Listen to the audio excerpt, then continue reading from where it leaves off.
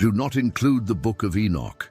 In fact, most churches barely speak of it, even though early Christian leaders and Jewish mystics considered it essential. Why? Because it was too revealing. It spoke too clearly about the order of creation, the rebellion of angels, and the way numbers shape spiritual reality. Imagine if people realized that numbers weren't just for counting, but for connecting to the divine, that every pattern, every measure, every heavenly layer was designed with purpose. In Hebrew spirituality, numbers were never random. 7 symbolized completion, 12 meant divine governance, 40 was a time of testing. But Enoch goes further. He doesn't just mention numbers, he uses them to describe the very map of heaven, the first heaven, the second, the third, each with its own order, each bound by divine mathematics. Enoch reveals that creation itself runs on a code, a sacred rhythm that humanity once knew but has since forgotten. Think of it this way. If Genesis gives us the story of beginnings, Enoch gives us the blueprint hidden behind those beginnings. It is as if one is the song and the other is the sheet music.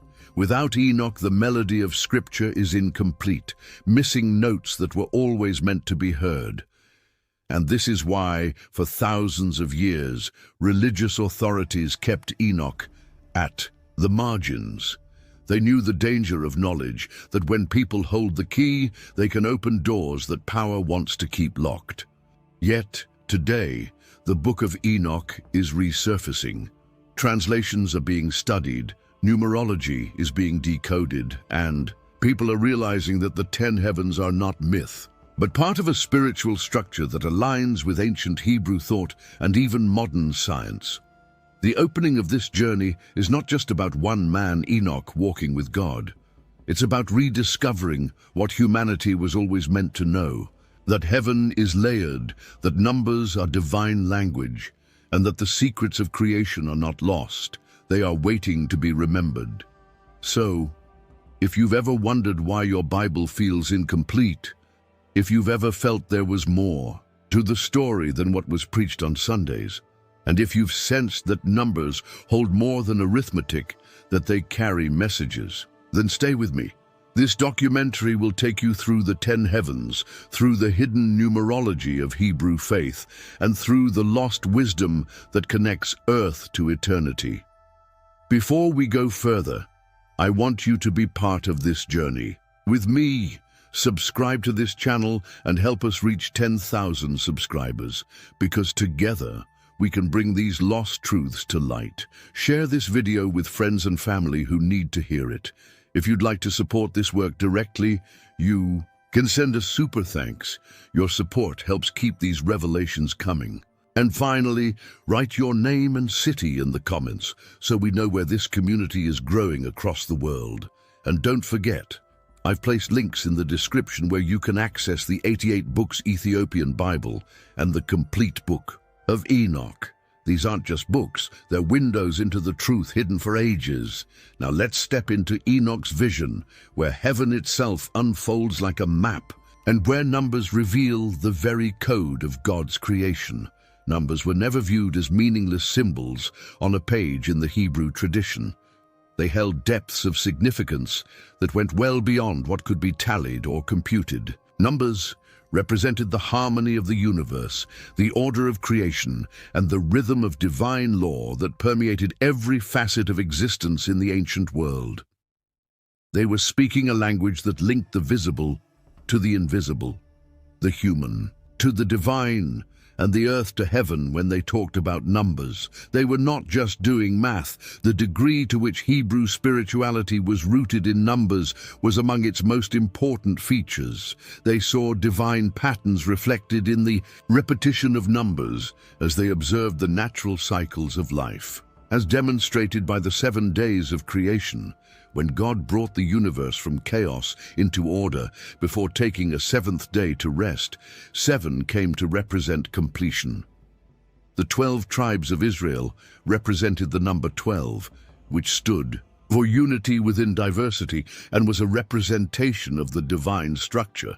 In tales of trial, purification, and preparation, such as Moses' 40-day fast on Mount Sinai or Israel's 40-year desert exile, the number 40 carried a special significance. Every number conveyed a distinct truth, and these truths were never arbitrary. They served as holy icons designed to help people align themselves with God's will. In addition to narrating history, Hebrew teachers and prophets were encoding wisdom that was to be recalled, considered, and applied in day-to-day life. When they employed these numbers in their stories, an entire layer of divine communication would be lost if these numbers were ignored or treated like mere measurements. The world was organized numerically for the Israelites. In addition to days and years, time was measured in cycles that represented more profound realities. They were reminded that even time had a sacred rhythm by designating every seventh day as a Sabbath. It became evident that justice, mercy, and creation were all subject to a divine order when debts were forgiven and land was given time to rest every seventh year. The 50th year, known as the Jubilee, turned into a period of final liberation, rejuvenation, and healing. These numerical cycles were the external manifestation of the divine laws governing the cosmos, not merely commercial or agricultural activities. The relationship between creation and numbers was even more profound. The act of creation itself was associated with numerical harmony in Hebrew thought. Genesis's opening verses are meticulously structured around numbers, with symmetry and balance evident in every word and phrase. To further emphasize the idea of completion and perfection, the Hebrew phrase, "In the beginning, God created the heavens," and the earth has 7 words, while the subsequent phrase has 14 words. This was no accident. The text's very organization was intended to mirror the mathematical accuracy of creation itself, in which everything had a purpose and every little detail was a reflection of divine wisdom. The ancients also recognized the mystical significance of numbers in both individual and collective life. Numbers evolved into a means of communication between the divine and the human, a means of finding significance in seemingly ordinary occurrences. Numbers served as indicators of divine intent in the symbolic interpretation of dreams, visions, and even everyday events, because they felt that God revealed himself not only through words and actions, but also through numbers that could not be written off as random. Prophets and sages took notice of these patterns. Hebrew numerology was in many respects inextricably linked to their belief in a transcendent and orderly God. They believed that divine purpose was etched into every aspect of creation rather than randomness, and that one of the easiest ways to see this purpose was through numbers. Understanding the meaning of numbers allowed one to see creation as it really was, purposeful and subject to divine law, and to understand the structure of the universe. The number 10 stood out among all these holy numbers as a representation of divine mystery and hidden power. 10 came to symbolize something even more profound, the line separating the heavenly and the earthly realms, while 7 stood for completion and 12 for divine order. It was regarded as a number of completeness, a number where the earth and heavens met, and a number that unlocked secrets about the divine world. In Hebrew tradition, 10 was never taken lightly. It was the number selected for the 10 Commandments, which form the cornerstone of God's agreement with the Israelites. These were not arbitrary rules. Rather, they were the exact words of God inscribed on stone, creating a divine norm that would influence future generations. It would be a mistake to dismiss them as merely moral guidelines, since they actually symbolize the framework of divine law, which has its roots in the number 1010, also made appearances at other pivotal points in Israel's history. If there were even 10 good people in the city, Abraham begged God to spare Sodom. This demonstrated that 10 was regarded as the smallest unit of wholeness that could sustain life and as a comprehensive measure of community. The minyan, a requirement of 10 men for group prayer, was later established by Jewish tradition, further solidifying the idea that 10 was the bare minimum of fullness required to connect human voices with heaven. 10 appeared frequently in the temple's architecture and rituals. The 10 lampstands in Solomon's temple and the 10 curtains of the tabernacle both continuously alluded to heavenly connection and divine order. It was a symbolic representation of how God organized his home among humans, rather than just an architectural decision. The faithful were reminded that they were part of something much bigger than themselves, something woven into the very fabric of creation by the constant appearance of the number 10. When 10 was viewed in the context of Hebrew cosmology, its deeper meaning became even clearer. The universe was described in ancient texts as being organized into several layers or heavens, including those that are not included in the mainstream biblical canon. The Book of Enoch introduced the enigmatic idea of 10 heavens, although other traditions spoke of 3 or 7. This was no random figure. Each heaven revealed a different facet of God's glory and power, pointing to a divine reality that transcended human understanding. The number 10 meant more to the ancients than just law, society, or building. It stood for the hidden framework that supported all of creation, the invisible ladder that connected the earth and heavens. The number conveyed a sense of transcendence, completion, and connection. To comprehend its function was to start viewing the cosmos from a religious perspective, realizing that everything had purpose and that even the most fundamental numbers held divine secrets. Therefore, numbers were seen in the Hebrew tradition as sacred keys that opened doors to truths that were beyond the realm of reason. 10 had a special place among them, setting the stage for more profound mysteries like the 10 heavens that Enoch saw in his vision. The ability to see God's order written not only in Scripture, but also in the very fabric of creation itself, was one of the greatest gifts bestowed upon humanity. And those who sought wisdom would be remiss if they ignored the language of numbers. A vision that is not found in most traditions can be found in the ancient writings that surround the figure of Enoch. According to the story, Enoch was a man who walked so closely with the divine that he was carried into the very layers of heaven and beyond the material world. The structure of what he saw, rather than just the ascent, is what makes this vision so remarkable. Enoch spoke of 10 heavens, as opposed to the well-known concept of 3 heavens found in conventional belief. This wasn't just a poetic exaggeration or a random detail. The fullness of divine order, the completion of a cycle, and the mirror of creation itself were all associated with the number 10 in Hebrew numerology. In order to comprehend these 10 heavens, one must consider both the symbolic meaning that numbers had in the ancient world and the descriptions preserved in sacred texts. The popular idea of 3 heavens frequently reduces the cosmic order to 3 stages: the realm of the stars and celestial bodies, the sky where birds fly, and God's spiritual home.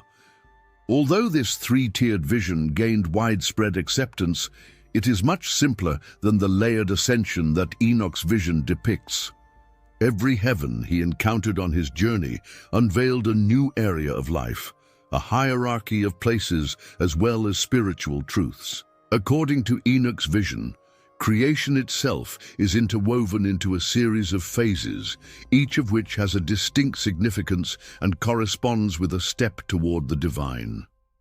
This 10-fold path reflects the mysteries of numerology that influenced Hebrew thought in addition to spiritual ascent.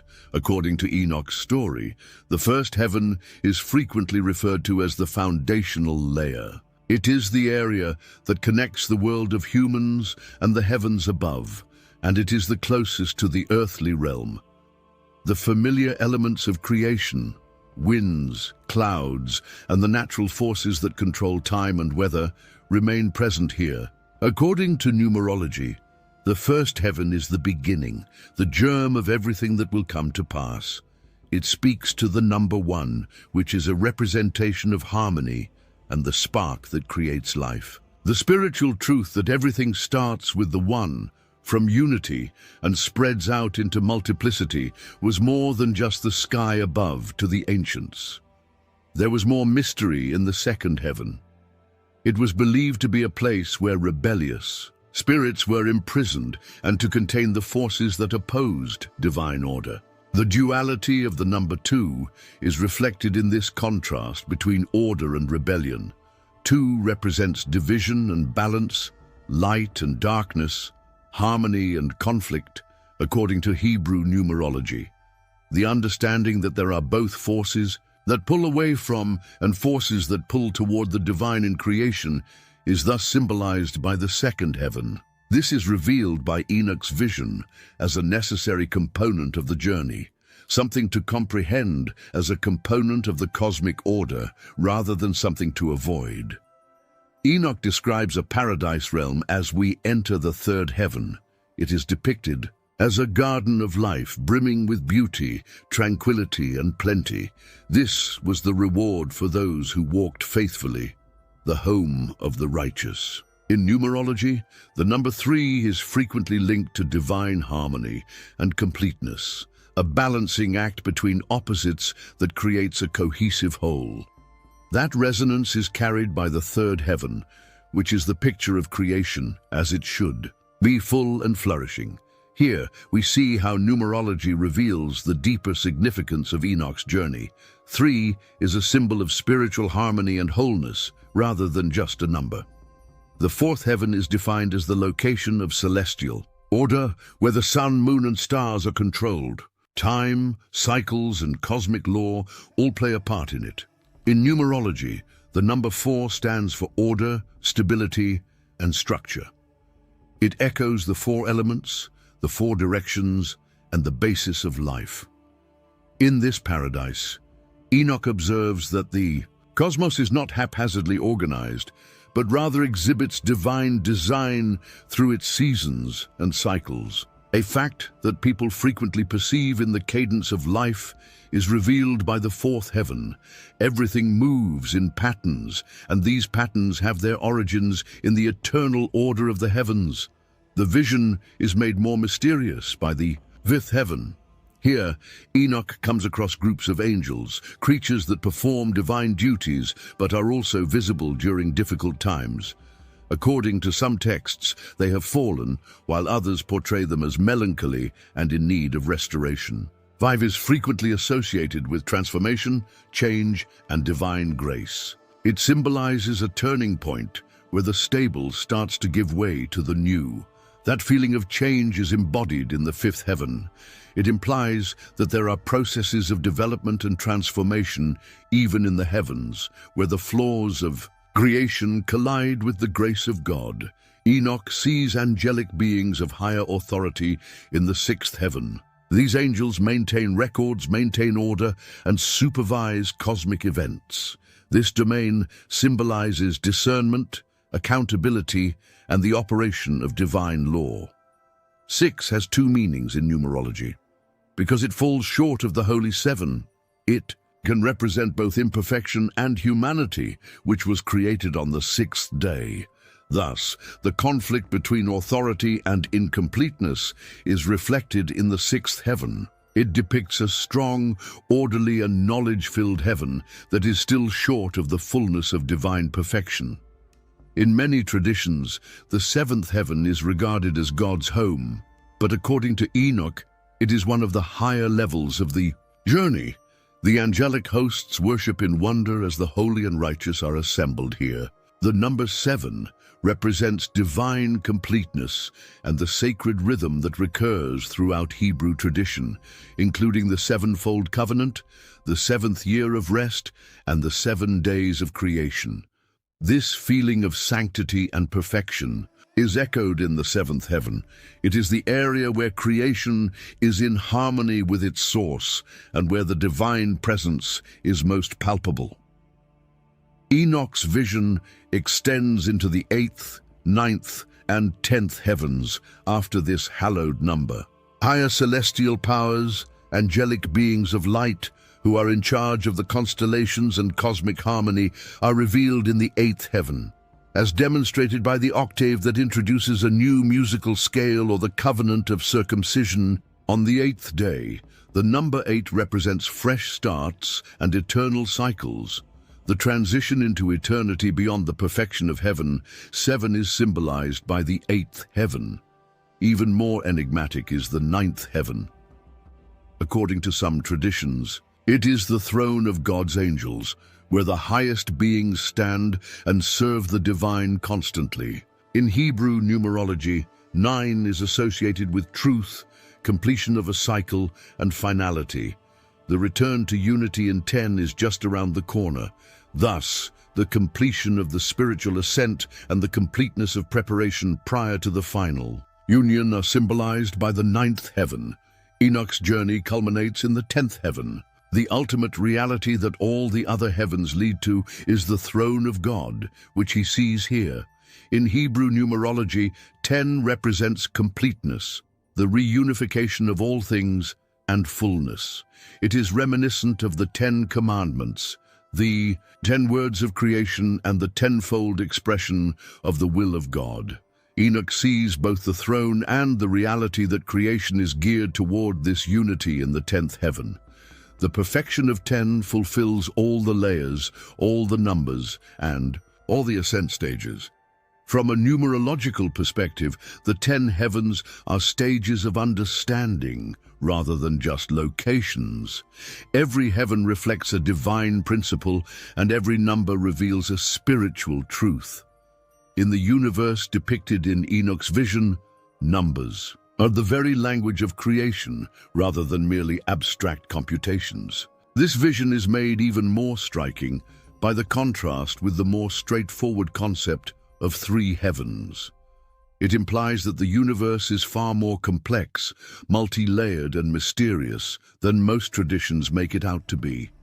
We get a glimpse of the divine mathematics that underpins everything through Enoch, in addition to the heavens themselves. According to Enoch, the first heaven was a place where the principles of divine order were established. It was a realm that demonstrated the unity of all things under the Most High's rule and the structure of creation. According to his conception, the first heaven was a spiritual realm where order and divine unity were established before they were mirrored in the material world, rather than just a geographical region made up of sky and stars. Enoch saw the essence of God's unity with his creation in the first heaven, which served as a spiritual archetype and mirror. The corruption and chaos that later crept into the earthly sphere had not yet warped the order of things in this realm. For Enoch, this vision was more than just a passing dream. It was a revelation that revealed how everything observed in the natural world had its actual origin in the divine plan. This idea of the first heaven was closely related to the Hebrew numerology's use of the number 1. Numbers were more than just numbers in Hebrew thought. They were spiritual symbols with deep significance. The number 1 stood for God's eternal oneness, unity, and origin.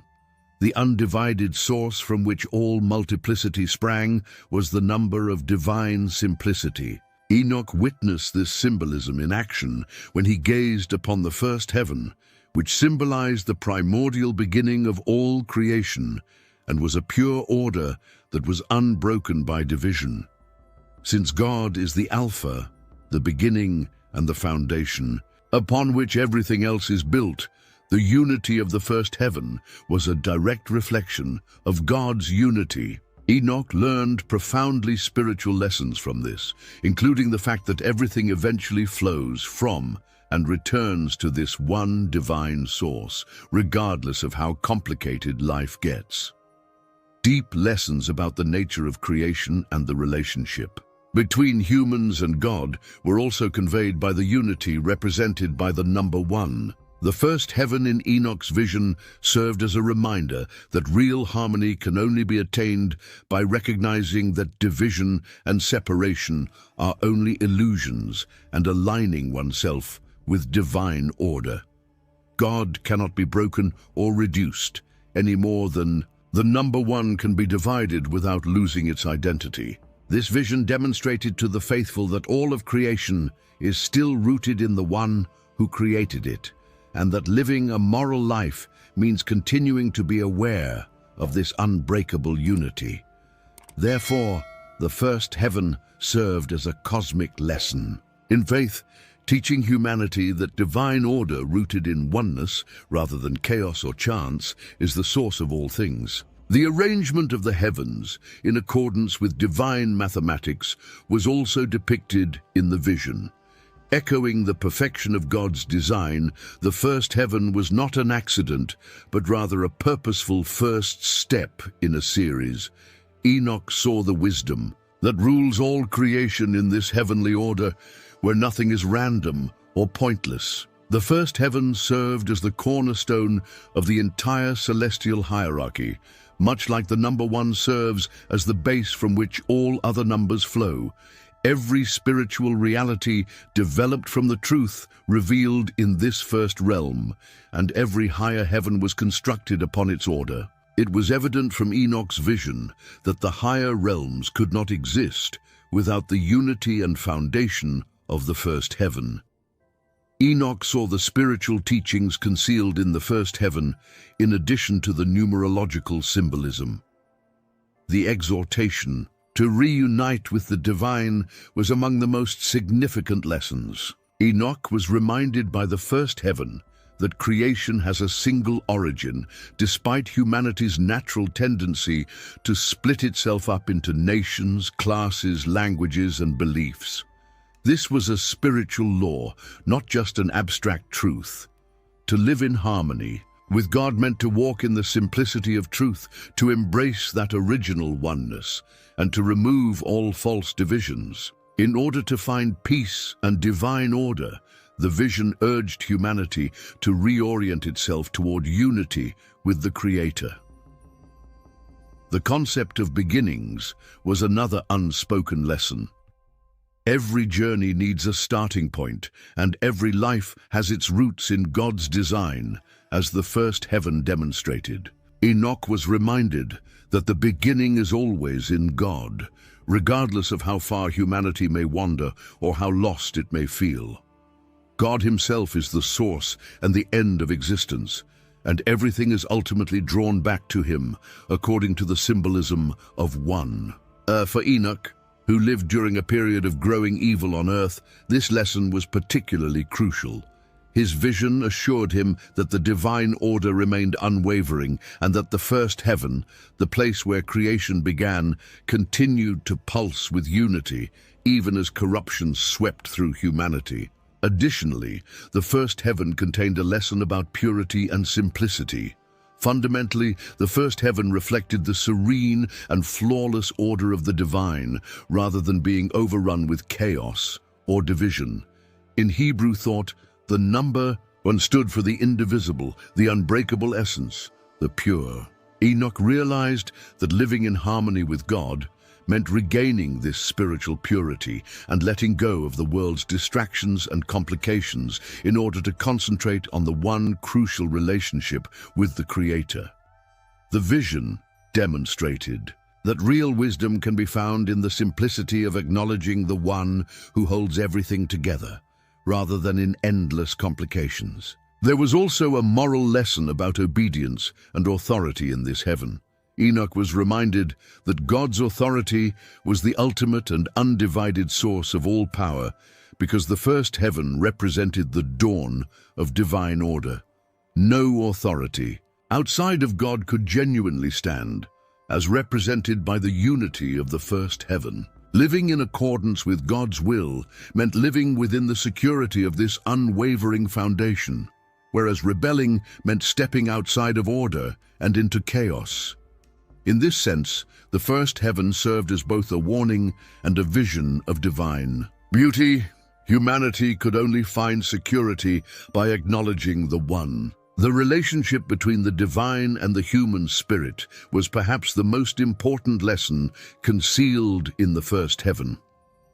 Enoch realized that the potential unity of the human soul with God was reflected in the unity of heaven. The human heart must be one in its devotion, not divided between obedience and rebellion or between faith and doubt, just as the first heaven was undivided. In its shining unity, the first heaven served as a reminder to live honorably, to let the soul rest in the simplicity of its Creator, and to live without double-mindedness. The first heaven glowed in Enoch's vision like a magnificent reminder of timeless truths that reverberated throughout time. It represented the idea that everything is based on divine order, that beginnings matter, and that unity endures forever. Being indivisible, unique, and eternal, the number one served as the ideal symbol for this vision. Enoch saw the first heaven as a call to live by the values of harmony, purity, and divine order, as well as a mystical experience that changed his perspective. In addition to being a revelation for his era, what he saw in that vision would serve as a spiritual guide for future generations who wish to discover the origin of unity. The second heaven is portrayed in Enoch's writings as a place where the contrast between light and darkness becomes unavoidable and is full of deep mysteries and disturbing visions. The observer is forced to face the disconcerting reality of opposites in the second heaven, in contrast to the first heaven, which showed order, beginnings, and the harmony of divine unity.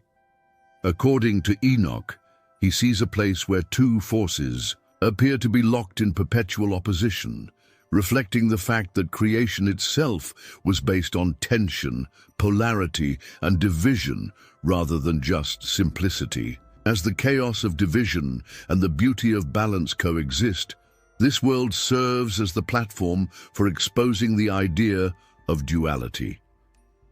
Enoch gets a glimpse of the root of human struggle here, as the second heaven reflects the very decisions that people must make throughout their lives. The number 2 is very important in Hebrew numerology.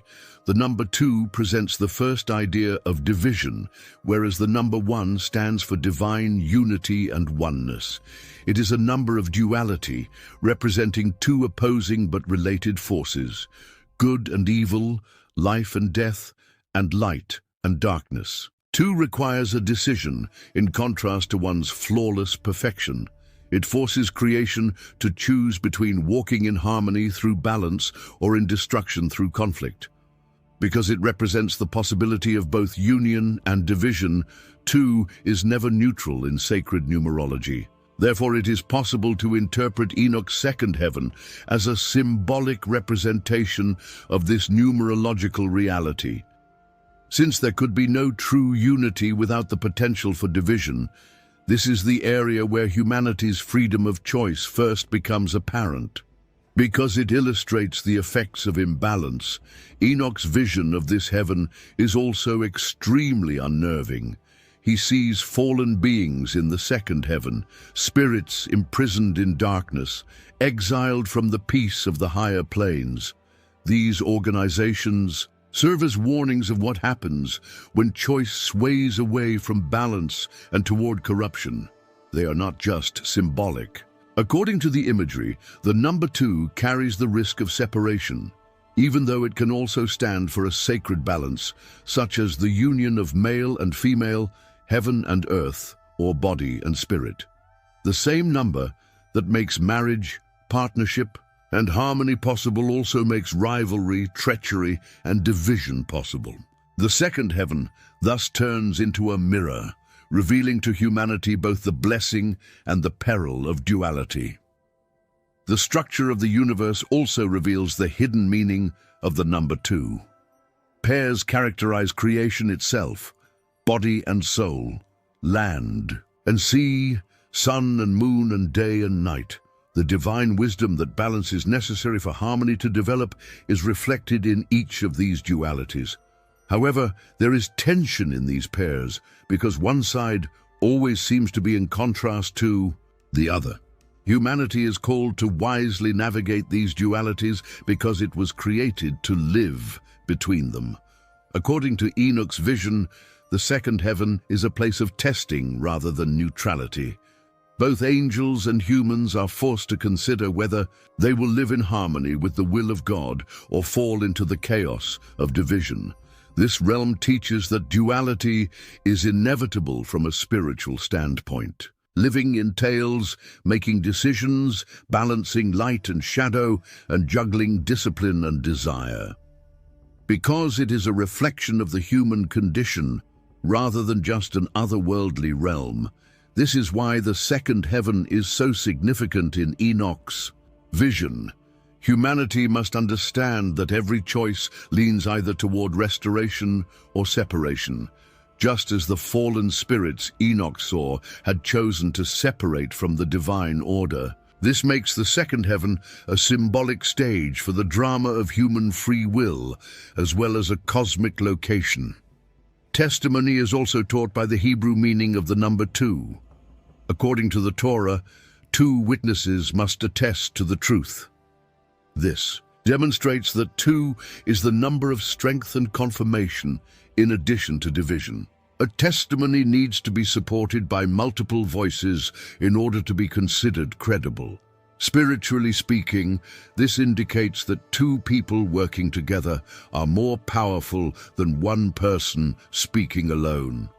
The number 2 turns from conflict into strength when people understand the wisdom of duality and align their lives with divine order. This truth emerges subtly through the shadows in the second heaven, demonstrating that when guided by divine harmony, what can divide can also bring people together. The reality of spiritual warfare is also emphasized in Enoch's vision of the second heaven. Here, angels of light and angels of darkness seem to be engaged in combat, serving as a reminder that duality permeates the universe's structure and transcends human free will. The ongoing conflict between opposing forces is symbolized by the number 2. Being in the middle, humanity must decide which side to support because there is no such thing as neutrality.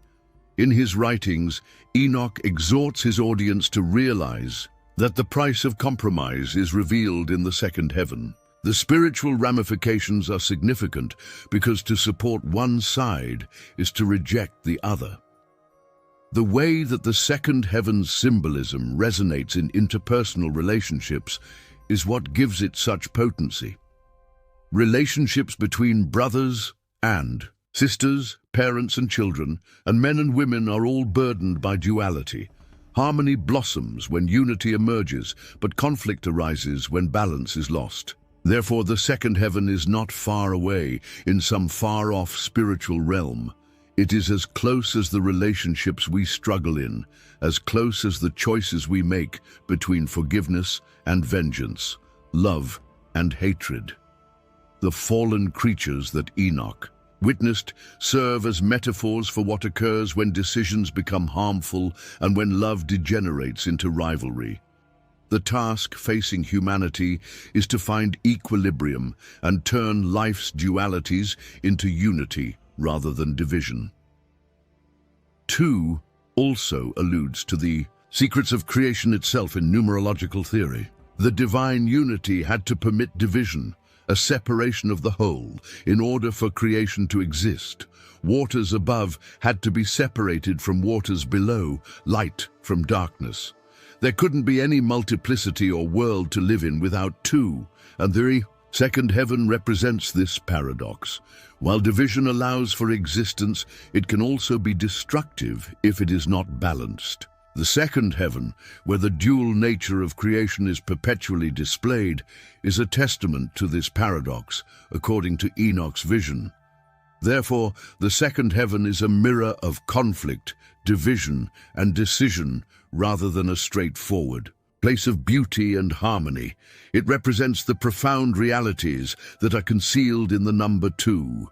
The need for equilibrium, the significance of free will, the strength of unity, and the peril of division. Humanity is reminded by Enoch that this duality is a living reality that shapes every moment of existence rather than merely being an abstract concept.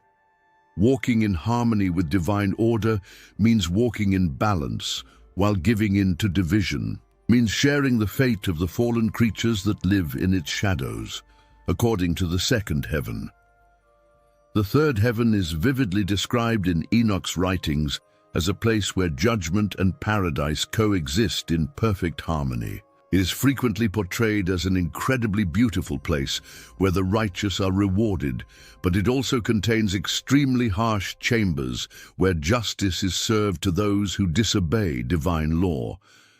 According to this vision, paradise is a verdant, glowing garden teeming with life, with rivers of pure water coursing through it, and fruits that shine with a brilliance that is beyond this world. For souls that have persevered through hardships and remained faithful, this realm represents rest, peace, and renewal. The air is said to be clear and harmonious. As the result of being cut off from the Creator becomes a lived reality, Enoch documents the horrifying sights of torment reserved for the wicked. Places where darkness and fire reside, where suffering is not only physical but profoundly spiritual.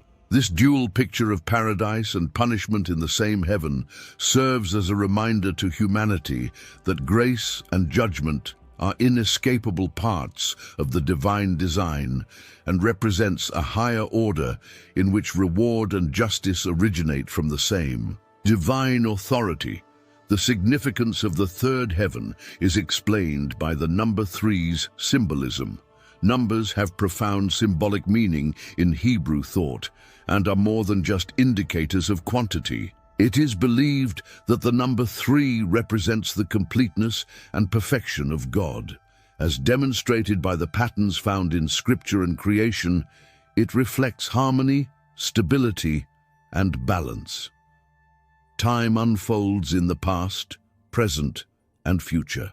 Humanity is made up of body, soul, and spirit, and the day itself is divided into 3 parts: morning, afternoon, and night. The unity of 3 separate but related realities gives each set of 3 a completeness that cannot be found in 1 or 2. The third heaven thus turns into a representation of divine perfection, a place where the justice of judgment and the beauty of paradise are fully realized. Enoch saw the third heaven as a revelation of the more profound spiritual laws governing life itself, in addition to a vision of what awaits humanity after death. While the scenes of judgment demonstrate that disobedience to the divine order invariably leads to separation from that joy, paradise in the third heaven teaches that righteousness results in eternal rest and joy. The number 3's function as a unifier is reflected in the duality found within this one heaven. The third heaven demonstrates how reward and punishment are complementary manifestations of divine perfection rather than opposites, much as 3 produces balance and wholeness. Paradise is meaningless without judgment, and judgment is pointless without paradise. When combined, they produce a whole spiritual reality in which mercy and justice are perfectly balanced. The imagery, later repeated in other sacred texts, is remarkably similar to that described in Enoch's account of paradise. He describes gardens with everlasting fruit and a dazzling light that illuminates everything without the need for a sun. Though elevated to a celestial realm where corruption cannot exist, this is reminiscent of the Garden of Eden. The image of the river of life flowing from God's throne later appears in the book of Revelation. And in these gardens, streams of living water nurture the souls of the righteous. The essence of the divine promise, union with the Creator in a state beyond decay or suffering, is reflected in this image of life, growth, and eternal flourishing. However, Enoch also clearly and soberingly depicts the opposite side of the Third heaven. The souls of the disobedient dwell in agony, in places he describes as places of confinement and torment.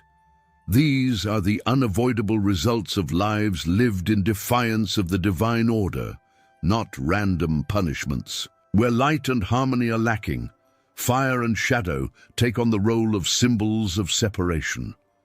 This kind of imagery highlights how important decisions are and how real the consequences can be. In this sense, the third heaven is both a promise and a warning, presenting humanity with a clear picture of what lies ahead depending on the choices made in life. The spiritual lessons associated with this vision further illuminate the depth of the number 3. 3 is a symbol for both perfection and the fulfillment of divine purpose. Many of the most important events in the Bible follow 3-day cycles. Jonah was in the belly of the fish for 3 days. Christ rose on the 3rd day, and Paul later talks about being taken to the 3rd heaven, where he saw things that are beyond description. These instances all allude to change, resurrection, and the accomplishment of God's will. Therefore, the 3rd heaven is more than just a place. It is a representation of fulfillment and the point at which divine purpose achieves its ultimate harmony. This vision's continuity throughout biblical thought is further supported by Paul's mention of the 3rd heaven in his letters written centuries later. He describes experiences too great to put into words in 2 Corinthians, where he talks about being caught up into paradise. This allusion suggests that the idea of the 3rd heaven persisted in the early believers' spiritual imaginations, which is in complete accord with Enoch's vision. Paul's use of the term demonstrates that this was a widely accepted notion, that heaven is divided into levels, with the 3rd level representing the domain of ultimate perfection, reward, and divine presence. His testimony serves as a link between the later Christian conception of paradise and judgment and the earlier revelations given to Enoch. A profound truth about the human journey is also revealed by the 3rd heaven. Paradise is defined as a return to harmony with the divine rather than just a place of reward. The natural result of choosing to break away from that harmony is the punishment of the wicked, which is more than just suffering. The spiritual reality that humanity constantly chooses between living in accordance with divine law and experiencing peace, or defying it and suffering the repercussions of disconnection, is thus reflected in the 3rd heaven. Heaven and hell are determined by decisions made within the framework of divine order, not by chance, as Enoch's vision makes evident. In a spiritual sense, the 3rd heaven challenges people to think about the consequences of their decisions, and the fact that they will last a lifetime. Its chambers of judgment serve as a reminder of the gravity of deviating from the divine path, while its paradise exemplifies the beauty of spiritual alignment. By indicating completeness, the number 3 emphasizes this dual reality. Paradise and judgment combined make up the flawless whole of divine justice. Both the result of rebellion and the fulfillment of promise are inseparable in the 3rd heaven. The 3rd heaven becomes a profound lesson in divine balance when given careful thought. It serves as a mirror for life in the present, as well as a vision of what is beyond. The 3rd heaven demonstrates how happiness and justice, paradise and punishment are interwoven into the fabric of life, much like the number 3 maintains unity in diversity. It demonstrates that pursuing the fullness of life that results from union with the divine is the goal of the path of righteousness, rather than merely avoiding punishment. This celestial world serves as a destination and a mirror of the everlasting order, serving as a reminder to humanity that every soul's ultimate aim is perfection, harmony, and divine presence. Enoch tells of a world in the 4th heaven where the sun and moon's movements were not only seen, but also given heavenly significance. This vision was about seeing the heavens as God's living language, not just about astronomy as we know it today.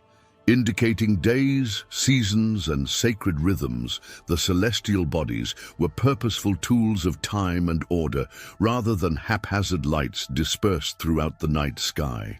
According to Enoch's writings, this world is where cosmic mathematics came to pass with divine accuracy, exposing an eternal system that molded life as we know it. These heavenly cycles, which reminded humanity that creation itself was subject to divine law, governed festivals, agriculture, and even moral consciousness. To the ancient mind, these cycles were not abstract. In this vision, the number 4 has profound symbolic meaning. It is the number of foundation, stability, and structure. It was believed that the universe rested on the balance of 4 directions: north, south, east, and west, just as a table needs 4 legs to remain stable. The 4 moon phases, as well as the 4 solstices and equinoxes that separated the year into equal parts, were all directly related to this symbolism. For Enoch, the 4th heaven was about realizing that order was fundamental to creation, not just about seeing the lights in the sky move mechanically. The dependability of divine will was reflected in the sun, which rose faithfully from the east and set in the west. The lesson of change within stability, a balance between constancy and transformation, was imparted by the moon, which waxed and waned in rhythmic cycles. According to Enoch, the sun and moon follow precisely calculated paths while being supervised by angelic beings. The belief that even the cosmos needed watchful order was highlighted by these celestial guardians, who made sure the heavenly bodies stayed on their designated paths. Nothing was left to chance. Even the stars had set positions and were made with a specific purpose in mind. This cosmic pattern served as a reminder to the Hebrews that God's wisdom was present in everything, from the largest stretches of sky to the tiniest grains of sand. In this sense, the 4th heaven taught that time itself was sacred and was a vast clockwork of creation. 4 had meanings that went beyond mere observation. The created world was frequently characterized by 4s. 4 winds moved across the earth, 4 rivers flowed from Eden, and 4 living things surrounded God's throne. The notion that a divine framework held creation together was echoed by each of these patterns. This is further supported by Enoch's depiction of the 4th heaven, which emphasizes how the sun and moon controlled life and taught humanity that adherence to God's natural law was necessary for survival. Observing the motions of the heavens was a form of worship and an acknowledgement of God's order in the cosmos, and the ancient Hebrews did not distinguish between science and spirituality. The sun and moon were viewed by those who read Enoch's vision as moral teachers in addition to being sources of light. The sun was regarded as a symbol of righteousness because of its brightness, which revealed what was hidden and provided warmth and vitality for life. Its steady flight across the sky represented the unwavering nature of God's promises. In contrast, the moon stood for the enigma of cycles and reflection. Human life went through stages of growth, decline, and renewal, much like it waxed and waned. These patterns taught people important spiritual lessons and served as a reminder that although change was unavoidable, it happened in a larger order that was predetermined by God.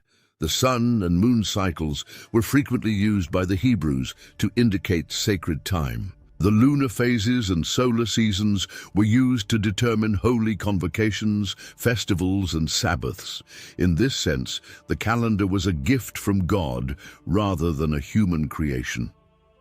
Such rhythms existed long before people discovered how to track them with instruments, as Enoch's description of the 4th heaven makes clear. To honor these divine rhythms was to stay in harmony with the Creator's design. To live outside of them was to live in chaos. As a result, the 4th heaven demonstrated that God's order was present in the natural world and not just in spiritual realms. The number 4's connection to physical completeness adds another level of significance. 4 represented the earth's fullness, whereas 3 frequently represented divine perfection. This number served as a link between the earth below and the heavens above, bridging the gap between cosmic order and human life. This was beautifully encapsulated in Enoch's vision, which demonstrated that human life was governed by the same patterns that governed the stars. The cycles of human birth and death were a part of the same divine framework as the sun's inevitable rise. Everything, whether on the ground or in the sky, was interwoven into the same sacred mathematics, according to the fourth heaven's teaching that nothing was separate. The idea of divine mathematics is essential to comprehending the ancient Hebrews' conception of the universe. Numbers were revered symbols with spiritual significance rather than impersonal instruments of computation. The perfection of divine wisdom was reflected in the accuracy of celestial movements, while the moon's phases taught patience, endurance, and the certainty of renewal. The regularity of sunrise and sunset served as a testament to God's faithfulness.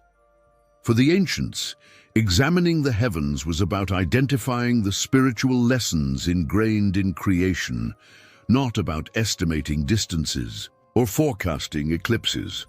Thus, the fourth heaven demonstrated that God was the universe's creator and timekeeper. The angels that watched over the sun and moon's motions in Enoch's writings serve as a reminder that creation was actively maintained by divine authority rather than existing on its own. This implies a worldview in which, if divine entities disregarded their responsibilities, mayhem might break out.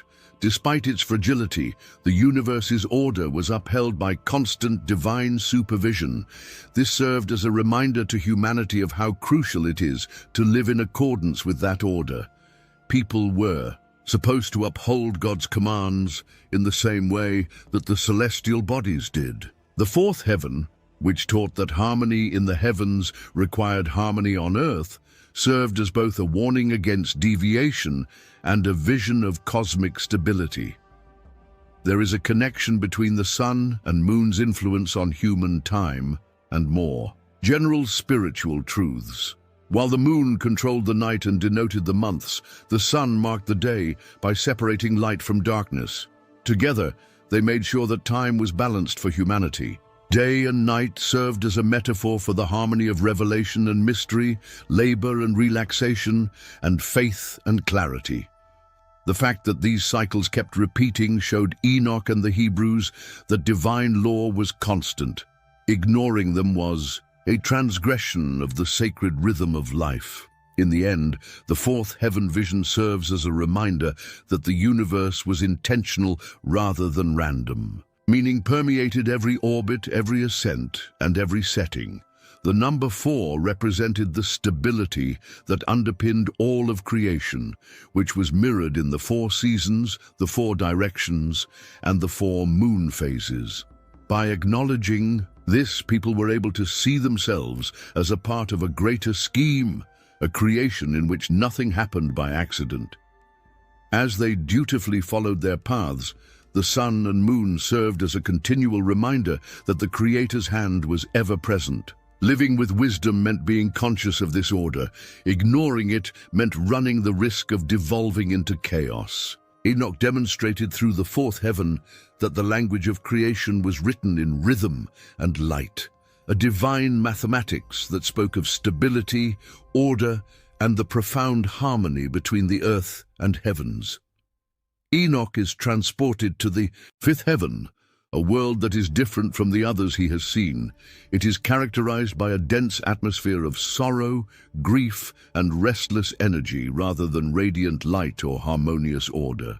The imprisoned angels are depicted here, those who once came to earth and disobeyed the divine command by becoming involved in human affairs in ways that upset the sacred balance of creation. These are the Watchers, the creatures who traded the purity of heaven for earthly desires and sought out knowledge that was forbidden. It is shocking that they are in the fifth heaven, not only because of their fall, but also because of how their punishment highlights the gravity of divine order and the repercussions of disobedience. They are imprisoned in a state that reflects both heaven and exile, highlighting the conflict between grace and judgment rather than being entirely cast away or permitted to return to their former splendor. As they beg for a return to God's presence, Enoch portrays these angels as melancholy, their eyes dimmed by regret, their voices full of lament. Their state is a mystery and a warning. They are now marked by despair, waiting for the final judgment, even though they once possessed the brightness of heaven.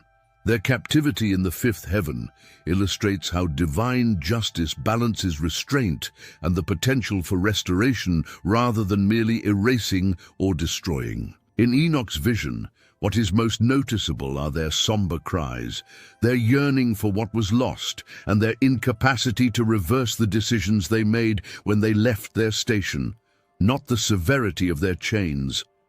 In this vision, the number 5 takes on a profoundly symbolic meaning. 5 frequently symbolizes both conflict and grace in biblical symbolism, a duality that speaks to these angels' predicament. The human hand's 5 fingers serve as a reminder of labor, adversity, and human limitations, whereas the Torah's 5 books signify the start of God's teaching and grace for Israel. Therefore, the fifth heaven represents the conflict between divine holiness and human-like frailty.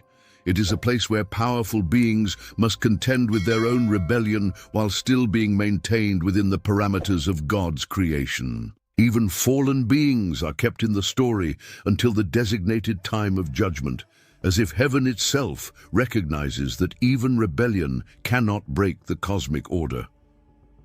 The story of the Watchers in Enoch's writings is closely related to his vision of the fifth heaven. Before the deluge, these Watchers came down to teach humanity the arts, sciences, and forbidden knowledge. They were attracted to the beauty of human daughters and took them as wives. As human society descended into violence, idolatry, and corruption, what had appeared to be a gift turned into a curse.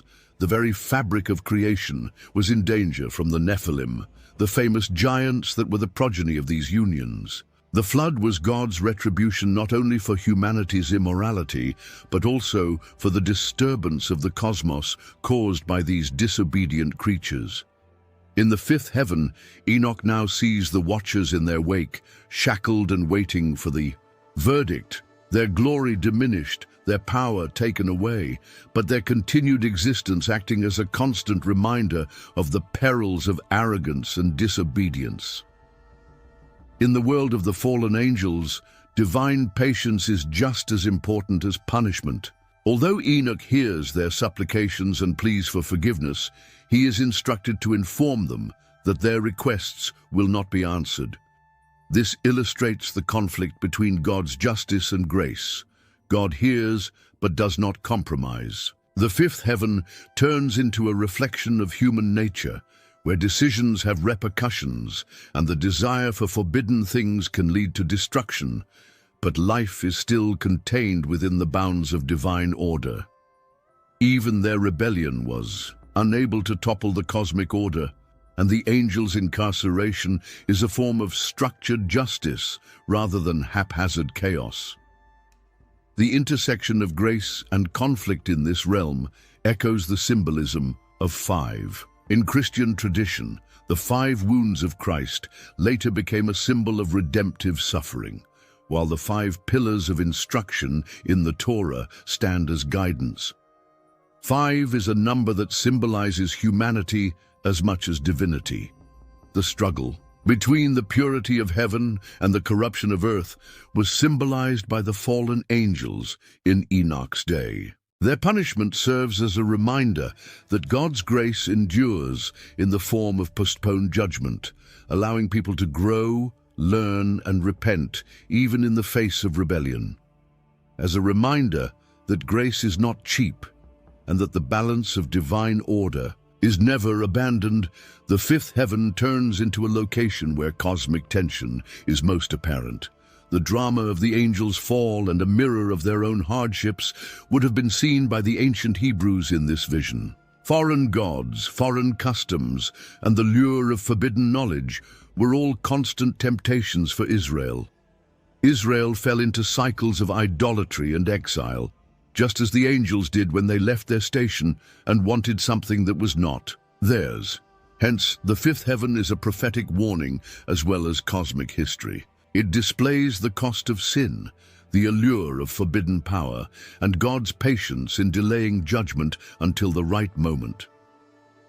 The human experience of spiritual warfare is also connected to the existence of fallen angels in this specific heaven. Despite being imprisoned, their knowledge and influence continue to have an impact on the world. Their rebellion left behind metallurgy, magic, and violence. The fact that the fifth heaven is a prison does not imply that their story is forgotten.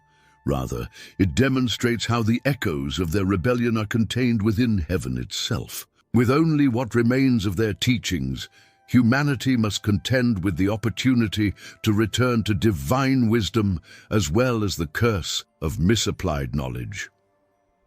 The warnings of Peter and Jude, who describe angels who sinned, left their rightful domain and are imprisoned in gloomy chains until judgment, are a reminder of this realm in later biblical tradition. The fact that spiritual forces of evil still fight against people, not as free masters, but as subdued forces operating within the divine order, is also reflected in Paul's writings. In the biblical imagination, the fifth heaven thus serves as a vital connection between Enoch's apocalyptic vision and subsequent apostolic warnings. The sobering reality that rebellion, no matter how strong, cannot overthrow the order of creation is revealed by Enoch's vision of the fifth heaven. Despite their strength, the fallen angels were unable to evade divine justice. The universal tension between sin and grace, patience, and judgment, conflict and harmony is echoed by their cries. The entire vision is woven with the symbolism of five, demonstrating how the fate of these celestial beings reflects humanity's own struggle. Once a tale of celestial splendor, it is now a lesson in self-control, humility, and the price of disobedience. Everyone who hears Enoch's story is reminded that despite cosmic rebellion, the divine order remains unabated by the fifth heaven, which is a place of grief, mourning voices, and chained brilliance. The vision takes place in the sixth heaven with a sense of majesty and order that is both overwhelming and intentional. Enoch relates being carried to a world where the angelic hosts congregate in councils, united in their heavenly responsibilities rather than dispersed or disjointed. Every angel seems to have a specific function within the grand scheme of things, and these functions are not arbitrary. Rather, they are thoughtfully chosen to represent the divine hierarchy that the Creator established. With duties that cut across the fabric of existence, the councils operate similarly to a heavenly court. Others are in charge of governing the fates of nations and people, while others are tasked with preserving the natural order, making sure that the stars, planets, and seasons all follow their designated paths. These councils serve as a reminder that everything in creation functions with purpose and represent a divine governance that reflects the concept of cosmic law. Enoch saw this as more than just a beautiful vision. It was an experience of the universe's very machinery, which was meticulously run under the watchful eye of angelic beings. This realm is closely related to the number 6's symbolism. 6 was frequently associated with work, toil, and the struggle that is a part of the created order in ancient thought.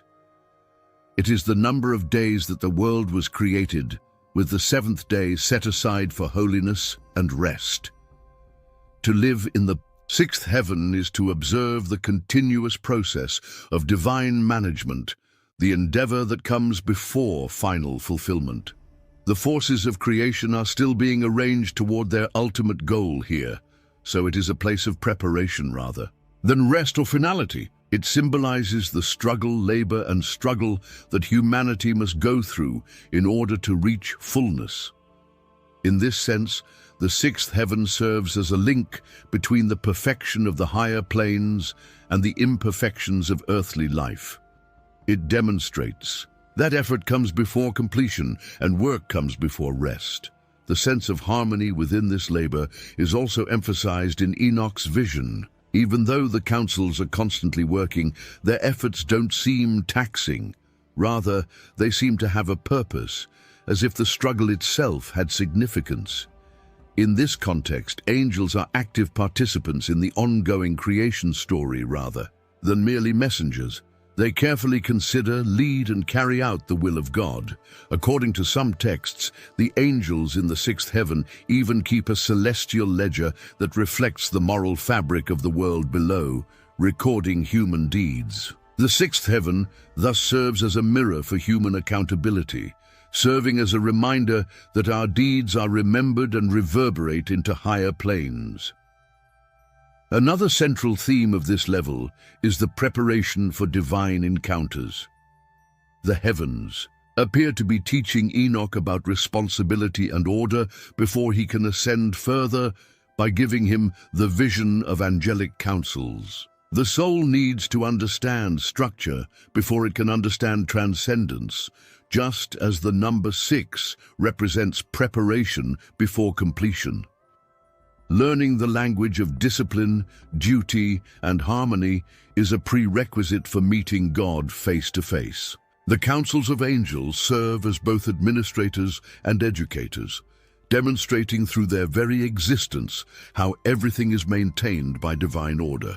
This lesson becomes crucial for the soul's journey. One cannot experience the true rest of divine union if they do not understand the importance of work and order. 6 represents a struggle that extends beyond human endeavor to include the cosmic battle for equilibrium. Creation was frequently portrayed in ancient traditions as a continuous struggle against chaos, with the forces of order continuously trying to contain the universe's destructive elements. This constant watchfulness is reflected in the councils of angels. They protect the cosmic structure from chaos and make sure it doesn't fall apart. Humanity's own battles against temptation, disorder, and hopelessness are reflected in this struggle. Seeing the councils in action serves as a reminder that, even in heaven, harmony must be maintained through labor, and that creation is a dynamic, living order that needs constant attention. The angelic scribes who document history and make sure that divine justice is remembered were frequently linked to the sixth heaven in Jewish mystical thought. The intellectual and spiritual effort associated with the number 6 is reflected in their writing, cataloging, and preservation efforts. Writing is a struggle in and of itself, an attempt to seize ephemeral truth and hold on to it for all time. Thus, the work of prophets and educators on earth who strive to protect divine revelation from the passage of time is analogous to that of the scribes in heaven. This symbolism is ideally suited to Enoch's own function as a scribe of righteousness, as if his elevation to the sixth heaven validated his earthly calling. What he himself has been called to do, to work in recording, to prepare through writing, and to make sure that divine truth is not lost, he sees in heaven. The sixth heaven and judgment preparation are also closely related. The council's discussions serve as a reminder that every action has consequences because they are in charge of upholding the moral order of creation. The divine court is keeping a close eye on humanity rather than leaving it adrift. This knowledge instills grace because the councils never act outside of divine mercy, but it also causes tension because the soul must contend with accountability. Therefore, the number 6 strikes a balance between hard work and the expectation of grace.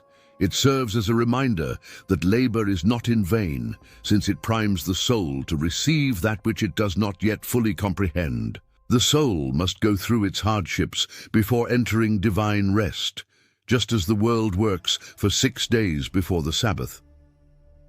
The concept of community preparation is also embodied by the councils of angels.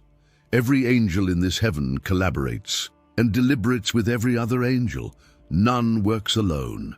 This unity demonstrates that getting ready for more profound divine encounters requires both individual and group effort. Humanity must also understand that community, teamwork, and accountability are necessary for preparing for holiness.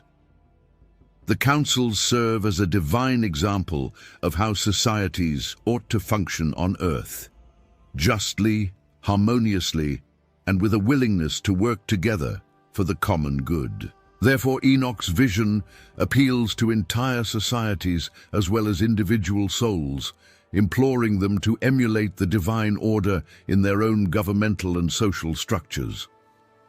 The most striking aspect of the sixth heaven is the realization that struggle is a necessity rather than an accident. Preparation is a sacred act in and of itself, as evidenced by the angels' labor, constant supervision, and alertness. No divine encounter occurs without preparation, and nothing worthwhile comes without effort. The lesson that the soul must first be prepared, disciplined and ordered before it can tolerate the overwhelming presence of higher glory is reinforced by Enoch's journey through this realm. The councils demonstrate that work is sacred, but also that it needs to be properly directed, acting as a warning as well as an example. While working aimlessly only leads to futility, working in accordance with divine will paves the way for fulfillment. In this sense, the sixth heaven turns into a location where the purpose of hardship is changed. It teaches that struggle is not just hardship but growth. It is not just suffering but preparation. All of creation is in a state of becoming, constantly striving for the perfection of divine rest, as the councils of angels demonstrate through their ceaseless work. When the soul sees this, it is urged to accept its own challenges as necessary steps toward wholeness rather than as a curse. Enoch discovers in this vision that the soul must first comprehend the holiness of work, the beauty of order, and the need for preparation before it can ascend to the highest heavens. According to numerous ancient traditions, the seventh heaven is the ultimate home of divine glory and represents the height of mystical vision. This highest realm, known as the throne of glory, was reached by Enoch when he was carried upward, and his descriptions had a lasting impact on generations who aimed to comprehend the layers of heaven.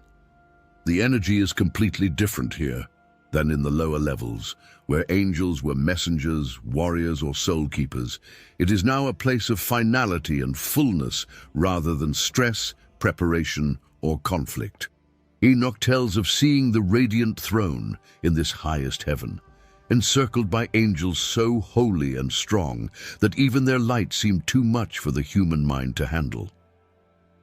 The Most High's resting place was the throne itself, a representation of authority, completion, and holiness that was covered in flaming fire and unfathomable brilliance.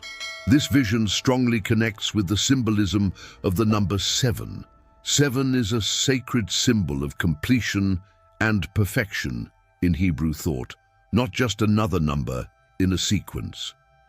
This number represents the rhythm of divine order in everything, from the sabbatical year and jubilee cycles to the 7 days of creation, where the 7th day was designated as a day of rest. Therefore, to be in the 7th heaven is to be at the pinnacle of the purpose of creation, a place where holiness is all that is left after time, struggle, and imperfection have vanished. It is no accident that the number and the realm are related. It reflects the same pattern found in scripture and tradition.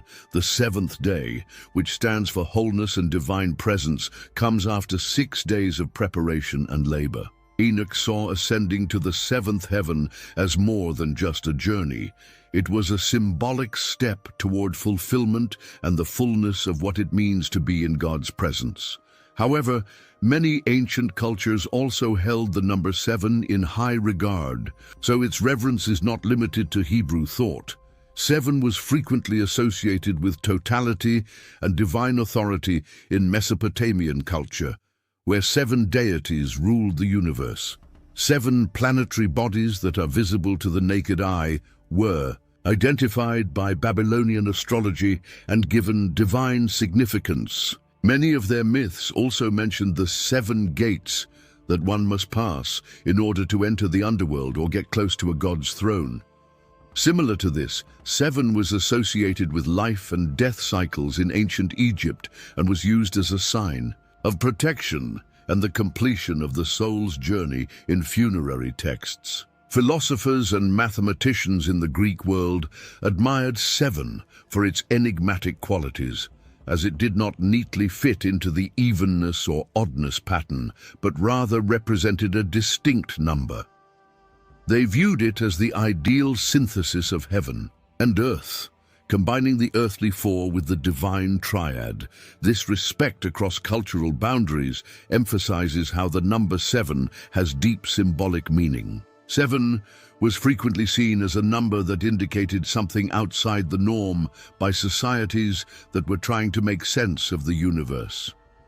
In Zoroastrianism, 7 divine beings known as the Amesha Spentas helped Ahura Mazda sustain creation, while in India, the ancient Vedic tradition described 7 heavens and 7 underworlds. The Big Dipper's 7 stars were considered to be potent representations of heavenly authority and order, even in East Asian traditions like Chinese cosmology. The fact that 7 is considered sacred in so many different cultures shows that people have always understood a cosmic rhythm associated with this number. The 7th heaven held significance for the Hebrew tradition in particular, reflecting the story of Genesis itself. The 7th heaven represented God's eternal resting place above creation, just as the 7th day denoted his resting place after creating the world. This profound congruence between story and symbol is reflected in Enoch's vision of the throne of glory. He tells of the seraphim with its burning wings, the cherubim moving over the throne, and the endless ranks of angels standing in awe. In this place, God's holiness was so great that no mortal could adequately describe it. Every element of creation bows in awe before the throne of glory, which is both a seat of power and a declaration of holiness. This illustration highlights that the 7th heaven is the source of all life, order, and holiness, and is not just the destination at the top of a journey. The number 7 is also used to represent completion in Jewish ritual life. First shown in the tabernacle and later in the temple, the menorah's 7 lamps reflect the divine light shining into the world. The 7-week period between Passover and Pentecost symbolizes how revelation completes liberation. Even the purification ritual, which signified the restoration to wholeness, frequently included 7-fold sprinklings or repetitions. The 7th heaven is the living embodiment of what the number has always meant: wholeness, completion, and the purest form of the divine presence. As all these echoes remind us, one can learn something about how people view the divine from the relationship between Hebrew numerology and other cultural interpretations of 7. Whether in the context of Hebrew creation, Egyptian cycles, Greek philosophy, or Babylonian gates, the specifics vary, but everyone agrees that 7 signifies the separation of the divine and the human. However, for the Hebrew tradition, this was a living reality as well as a symbol, depicted in the visions of prophets and seers such as Enoch. A glimpse into the eternal beyond human limitations was what it meant to be shown the 7th heaven. It was to realize that imperfection, hardship, and history do not mark the end of the story. Rather, they pave the way for a greater wholeness, a divine rest where all creation finds purpose. Later, both Jewish and Christian thought would draw inspiration from Enoch's conception of this highest realm. The seventh heaven was also mentioned in early Christian writings as the location where Christ ascended following his resurrection and sat on the throne of glory at the right hand of the Father. According to rabbinic tradition, it is the home of the righteous, a place of perpetual worship and peace. The concept was expanded upon by Jewish and Christian mysticism, which saw the seven heavens as a map of spiritual ascent, where the soul ascends from the hardships of earthly existence toward ultimate union with God. The ultimate destination, the fullness of holiness, and the place where divine rest and glory reside forever were all the same in the seventh heaven. Thus, the throne of glory serves as a reminder of what the human soul yearns for and is more than just a vision. This celestial realm is where the number 7, which is revered in many cultures, finds its greatest significance. The seventh heaven spoke of rest, holiness, and completion, while the lower heavens spoke of preparation, conflict, or governance. 7 has always had this meaning in the cycle of time, the rhythm of creation, and the imagination of cultures. The Most High's home, where the throne gleams with unfathomable brilliance and all creation bows before the eternal holiness seated upon it, is also revealed in Enoch's vision as more than just a symbol. The 8th and 9th heavens vision, as described in old texts like those ascribed to Enoch, provides access to a world of ideas that extends well beyond the 7th heaven's symbol of completion. The idea of an 8th and 9th realm seems almost like entering a realm of forbidden or hidden knowledge, whereas the first 7 levels are commonly discussed in Jewish, Christian, and even Islamic traditions. Since these heavens are difficult to incorporate into the 7 signified framework of completion, they are rarely mentioned in mainstream teachings. However, because they are uncommon, they encourage thoughtful consideration of concepts like rebirth, resurrection, eternity, judgment, and the final revelation of truth. The very fact that they are hidden seems to imply that their significance can only be fully understood by those who are willing to venture beyond the boundaries of conventional spiritual imagination. The number 8 has strong cultural connotations and is frequently associated with fresh starts. Since the Sabbath is the 7th day, the number 7 in Hebrew numerology represents completion, rest, and holiness. But what happens once it's finished? The breaking of natural boundaries, the beginning of eternity out of time, and a new cycle are all symbolized by the 8th day. In Jewish tradition, circumcision was mandated on the 8th day rather than the 7th, signifying a transition into spiritual identity and a renewal of the covenant. Since Christ rose on the day after the Sabbath, the Christian tradition links his resurrection to the 8th day. Sunday was even referred to as the 8th day by early Christians, a day that extended beyond the regular cycle into eternity. This idea of eternal beginnings, a place unconstrained by earthly time but existing in perpetual renewal, resonates with Enoch's description of an 8th heaven. The soul's transition into a state where cycles of struggle give way to permanence, and death no longer rules is symbolized by the heavens. The 8th heaven is inextricably linked to the imagery of resurrection. It is the beginning of a completely new state of being, rather than just a return to life as it was.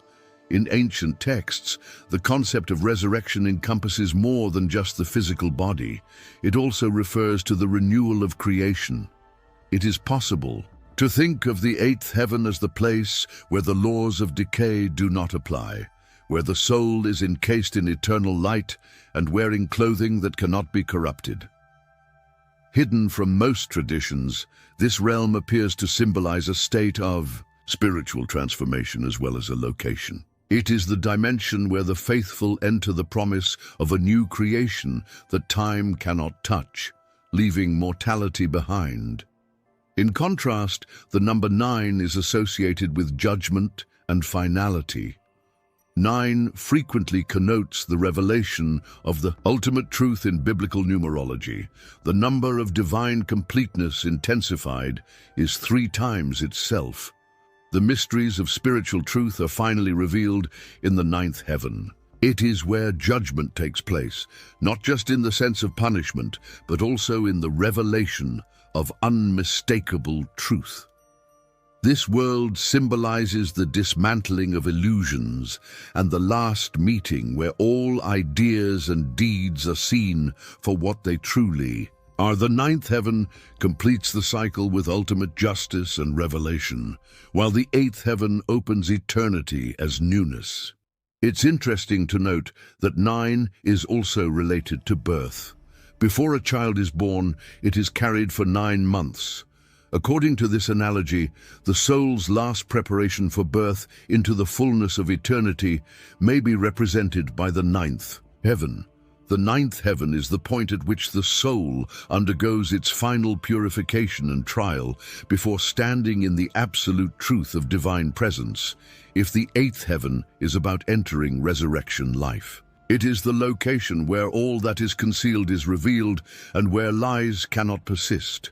The tension between judgment and completion, the fiery end before the eternal beginning, is thus present in the 9th heaven.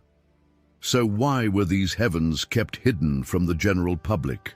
The boundaries of human understanding hold part of the solution. The idea of 7, a framework of creation, order, holiness, and completion, was enough for the majority of people. The number 7 represents a sense of divine rest, which would be disturbed if realms beyond that were introduced. More challenging concepts of eternity and judgment are introduced in the 8th and 9th heavens. They compel the soul to explore mysteries that are difficult to explain by law or ritual. It's possible that the guardians of mainstream tradition withheld these teachings specifically because they called for a greater degree of spiritual maturity and a willingness to go beyond what was previously regarded as complete. The fact that hidden knowledge is protective is another factor.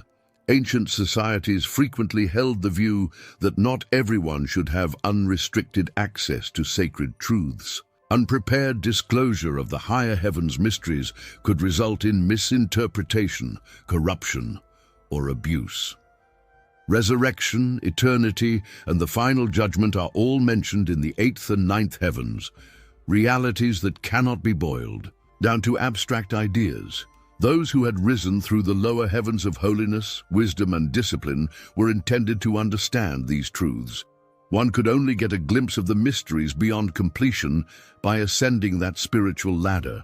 In this way, the 8th and 9th heavens' concealment was an invitation rather than a denial, an implicit call to those who were prepared to delve further. Comparing cultures also clarified the reasons these domains were kept secret. 7 cycles of cosmic patterns predominate in many traditions: the Hindu 7 chakras, the Islamic 7 heavens, and the Hellenistic 7 planetary spheres. Each culture does, however, have some mystic traditions that allude to worlds beyond the 7th. The 1,000-petaled lotus, known as the Sahasrara, which symbolizes union with the infinite, is located beyond the 7 chakras in Hinduism. According to Christian mysticism, most people cannot reach the uncreated light of God, which is located beyond the 7th heaven. Accordingly, the 8th and 9th heavens in Enoch's vision correspond with these occult customs and represent the secret summit of spiritual growth. They are revelations intended for a select few who push the boundaries of conventional wisdom, not contradictions. The 9th heaven is a place of awe because of its association with truth and judgment, while the 8th heaven is a place of hope because of its connection to eternity and resurrection. When taken as a whole, they symbolize a balance between justice and mercy, renewal and finality, beginning and end. Entering these heavens means entering dimensions of reality where human time and limitations vanish, not adding more ascent stages. They provide access to the mysteries of God Himself, standing outside the orderly universe. Although their concealment may be a reflection of humanity's lack of readiness, the fact that they are mentioned at all in Enoch's writings serves as a reminder that spiritual truth always transcends our own limitations. Beyond the cycles of creation and rest, beyond even the holiness of completion, to linger on the 8th and 9th heavens is to envision the soul's ultimate destiny. They indicate the limitless depth of divine reality, where endings unveil the secret and beginnings never cease. A call to live in the light of mysteries too great to be contained in everyday teachings, to embrace both the hope of eternity and the awe of final judgment, and to acknowledge that there is always a deeper unveiling waiting beyond every completion, can be found in these heavens. According to ancient texts, the 10th heaven is the most indescribable, the location where God's face is revealed and where all mysteries come together to form a single vision of truth. When the scribe of righteousness, Enoch, was raised into this world, he saw not just another layer of creation, but the very beginning of life. Standing in the 10th heaven meant confronting the very essence of eternity, surpassing even the greatest forms of wisdom that the lower heavens could provide, as well as angels and light. He saw the Almighty's throne in this vision, gleaming with a brightness that mortal eyes could not stand. Because he was allowed to see the one that creation itself longs to see, Enoch, who was selected as a vessel, was able to make the intolerable bearable and the invisible visible. In sacred symbolism, the number 10 conveys an unmistakable sense of completion and perfection. It is a point of culmination, where cycles come to an end and laws are fulfilled, rather than a series of simple additions. 10 is a finished order that cannot be surpassed in creation, while 7 denotes divine rest and holiness, and 8 new beginnings. It is the ultimate harmony of cosmic law, the fullness of structure, and the indication that everything has been brought under divine control. Since Enoch's vision places him at the pinnacle of divine order, where no higher step remains, only the eternal dwelling of God Himself, this meaning reaches its highest form in the 10th heaven. 10 has always had great meaning, regardless of tradition. The covenant between God and His people is encapsulated in the 10 Commandments, the perfect law given to Israel, which is found in the Hebrew Scriptures. 10 reduces to 1 in numerology, signifying oneness and the beginning again, but with a greater wisdom that follows completion. The ancients interpreted this number as a cosmic truth rather than just a number, that the universe was created with order, and that this order is a reflection of divine intent. The source of all commandments shines in glory, and the lawgiver himself is enthroned, making that order tangible rather than abstract in Enoch's 10th heaven. Enoch's vision of God's face was a revelation intended to convey what is beyond even the reach of angelic beings, not just a personal experience. The 10th heaven is silent in the face of God's majesty, while the lower heavens are filled with the song and service of the angels in their legions and hierarchies. The divine's unmediated presence is all that exists here. No messengers, no intermediaries, no voices of interpretation. To see the face of God was to transcend all categories of creation and experience eternity itself. The vision was both amazing and terrifying because it showed complete sovereignty and closeness, as though the deepest desire of creation to know its creator was finally fulfilled in a single look. When one looks at the structure of existence as it is described in ancient traditions, it becomes evident why 10 represents the fullness of creation. Beyond the dimensions, cycles, and laws that define the physical world, there is a hidden architecture that keeps everything in place. This architecture is perfected in the 10th heaven, where the laws governing the seasons, the stars, and the human soul are not random, but rather flow from the eternal throne. Enoch saw God and the principle that gives life its order and keeps chaos at bay when he was taken to the 10th heaven. For this reason, 10 represents the full realization of creation's purpose, rather than just another number in a sequence. The number 10 also represents a ladder of ascent in many mystical texts. The heavens themselves are organized in 10 levels, the last of which is God's presence, much as the Sephirot in later Jewish mysticism form 10 emanations of divine reality. Until the ultimate truth is revealed, each step signifies a further purification, a removal of illusion. When Enoch traveled through the heavens, he passed angels, cosmic wonders, judgments, and mysteries before arriving at the face of God. A journey from diversity to unity, from questions to answers, and from longing to fulfillment. The vision was not just geographical, but also spiritual, since seeing God's face means entering a reality that exists outside of time. The 10th heaven also represents the eternal kingdom. There is no deterioration, flaw, or conflict in this world because everything has been absorbed into divine harmony. For Enoch, this meant being changed, not just as a witness, but as a part of the everlasting order. Seeing the face of God is a life-altering experience because no soul can stay the same after meeting the source of all existence.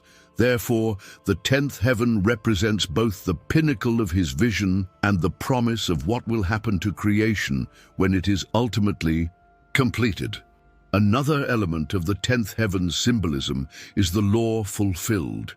The 10th heaven represents the fulfillment of cosmic law, just as the 10 Commandments represent the entirety of moral law. In Enoch's vision, this was the living lawgiver himself, whose very being exuded justice and order rather than a scroll or a teaching. The commandments given to humanity were but shadows of this reality, echoes of the eternal truth that emanates from God's presence. Enoch saw in the 10th heaven not only the source of laws, but also the embodiment of truth itself, a reality that transcends words and symbols, and in which justice is inherent in God's character rather than being imposed. The 10th heaven is profound because it symbolizes both immanence and transcendence. It is, on the one hand, the highest and most inaccessible realm beyond all creation. Conversely, it is the location where the face of God is revealed and where the ascension is offered intimacy. The paradox of divinity is reflected in this dual truth, which is both completely beyond and closer than breath. Enoch's vision effectively conveys this tension by demonstrating how the divine order serves as the basis for both the universe and human interaction. The 10th heaven is both a mystery and a hope for those who wonder what it means. The story of creation is resolved there. Time cycles give way to eternity, and the soul's longing is satiated in God's presence. The number 10 serves as a reminder to humanity that life is orderly rather than chaotic, and that truth and law are reflections of eternal reality rather than human constructs. The mysteries of creation come together, and the fullness of divine order is displayed in its most radiant form in Enoch's vision of standing before God himself. A pattern that transcends simple narrative appears throughout the works ascribed to Enoch, a code of divine order encoded in numbers, symbols, and hidden layers of meaning gradually emerges from what initially appears to be a chronicle of visions and travels through celestial realms. In addition to being a record of what he witnessed, Enoch's description of the 10 heavens also contains a lesson that can be applied by those who are prepared to delve deeper. From the first to the 10th heavens, each has a symbolic significance that is further enhanced when combined with the Hebrew numerical system. The heavens are more than just levels of creation. They are phases of spiritual development, phases of divine revelation, and the means by which God's plan can be understood. The first heaven stands for beginnings, the point at which people first come into contact with the divine. It embodies the three most important concepts in Hebrew thought: foundation, unity, and source. Separation, the difference between good and evil, between light and darkness, is revealed in the second heaven and is associated with the number 2. The third bears the burden of harmony and completeness, illustrating the growth of creation, the natural cycles of life, and the harmony between realms. In keeping with the number 4's connotations of universal order and earthly foundation, the fourth reveals stability, order, and the divine rhythm of the heavens. By the time one reaches the fifth number, grace, they come across areas of mercy and divine intervention, indicating that God offers a compassionate way even in the midst of judgment. The Hebrew concept of 6 as incompleteness, awaiting perfection, is connected to the sixth heaven, which symbolizes preparation and human labor connected to life's challenges. The seventh, which appears most frequently in biblical writings, represents heavenly rest, covenant fulfillment, and divine perfection. This heaven is a place of profound mysteries, angelic guardians, and an overpowering sense of holiness, according to Enoch's visions. Beyond it, the 8th and 9th have deeper meanings than what is typically taught. The 9th represents final judgment, the revelation of truth and spiritual closure, while the 8th is associated with resurrection, eternal renewal, and fresh starts. The highest of all, the 10th heaven, finally displays the invisible, the face of God. The completeness of creation, the establishment of the eternal kingdom, and the fulfillment of divine law are all represented by the number 10. When taken as a whole, these numbers and the heavens show a sacred pattern, a divine structure interwoven with the spiritual world. However, it is impossible to deny that this understanding has been mainly concealed from conventional wisdom. Only hints of Enoch's extensive travels are preserved in other biblical books. These are left out of the Western canon of Scripture. Why was this information suppressed? Control is part of the solution. Religious leaders throughout history have frequently favored teachings that emphasized order, obedience, and simplicity over mysteries that called for introspection and individual exploration. For the typical Christian, the Book of Enoch was deemed too complicated, too mystical, and possibly too perilous due to its multi-layered visions and difficult revelations. Leaders could guarantee a single, simplified theology by excluding such works from the official canon. However, the suppression also points to a deeper meaning, that Enoch's teachings were intended to inspire spiritual independence. One no longer perceives the universe as chaotic or random after realizing the symbolic meaning of the 10 heavens.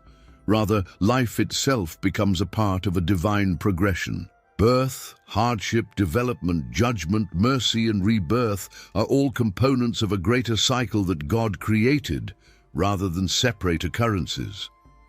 By removing this numerological depth, Western tradition left many believers with only pieces of the bigger picture. The journey of humanity seems unfinished without the hidden numbers and the symbolism of the heavens. Rediscovering this lost knowledge provides contemporary believers with spiritual empowerment in addition to historical understanding. The first heaven's symbolism teaches the value of unity with God, acknowledging Him as the origin of everything. The reality of duality, the necessity of distinguishing light from darkness, truth from falsehood, is brought home to us in the second heaven. The fourth emphasizes the necessity of stability and order in one's spiritual journey, while the third teaches harmony and the pursuit of balance. The fifth whispers of mercy, demonstrating that even during difficult times, God's compassion endures.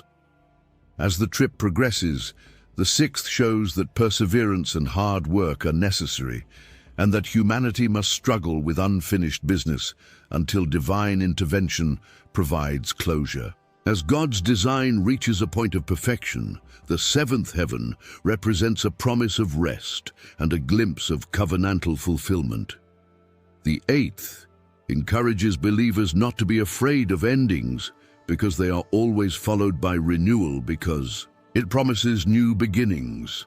The ninth teaches responsibility by reminding everyone that judgment is coming and that truth cannot be concealed indefinitely. Last but not least, the 10th heaven guarantees that all routes lead back to God and that the ultimate goal is to experience the fullness of His face and kingdom. This numerology contains a lesson about life itself, not just history. It teaches that there is a higher spiritual truth that correlates with each stage of the human experience.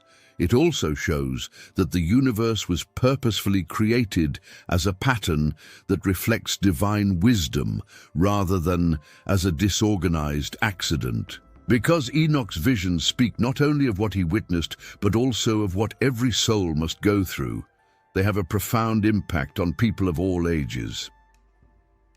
The hidden numerology of Enoch provides clarity for people living in today's world, which is full of diversions, opposing ideologies, and ceaseless noise. It demonstrates that life's challenges are not pointless. They are phases of a larger climb. A rung on the ladder of spiritual development is represented by each number and each heaven. This implies that there is a reason for suffering, that there is always hope for renewal, and that the pursuit of God Himself is the path to ultimate fulfillment. The truth of this knowledge cannot be eliminated by Western tradition's suppression of it. Instead, it calls on contemporary seekers to transcend flimsy doctrines and recover what has been lost.